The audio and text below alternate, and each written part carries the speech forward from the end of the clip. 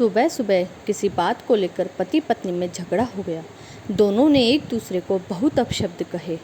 पति क्रोध की आग में धधकते हुए ऑफिस चला गया। पति के जाने के बाद पत्नी ने अपनी माँ को फ़ोन लगाया और कहा, माँ, मैं अपने पति को छोड़कर मायके आ रही हूँ। इस आदमी के साथ मेरी ज़िंदगी नरक बन गई है। बेटी की बात सुनकर माँ ने कहा, अब तूने भी वही ड्रामा चालू कर दिया। तेरी बहन भी अपने पति से लड़कर आई थी और अब तलाक लेकर बैठी है। खबरदार जो तूने मायके में कदम रखा। तेरा पति बुरा नहीं है, उनसे बात कर और सुलह कर ले। माँ की बातें सुनकर पत्नी टूट गई और वह फूट फूट कर रोने लगी। जब रो धोकर थक गई तो जी हल्का हो चुका था। सुबह की लड़ाई में कहीं ना कहीं उसे खुद की गलती भी समझ आने लगी। शाम को जब पति घर आया तो पत्नी ने उसका अच्छे से स्वागत किया, जैसे कि सुबह कुछ हुआ ही ना हो।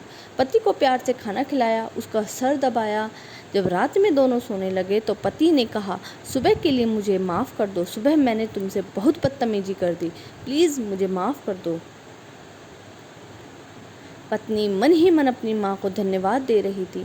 अगर उन्होंने इतनी बेरहमी ना दिखाई होती तो शायद आज उसका परिवार बिखर गया होता। तो दोस्तों, लड़ाई झगड़े हर जगह होते हैं। इसका ये मतलब नहीं कि हम घर छोड़ने को तैयार हो जाएं। गलती माँ की भी होती है। अगर वो अपनी बेटी को समझाए तो बेटी का घर टूटने से बच सकता है। इसे कभी भी लड़ाई हो तो गुस्सा ख़त्म करके शांत दिमाग से उस इंसान की अच्छाई देखो।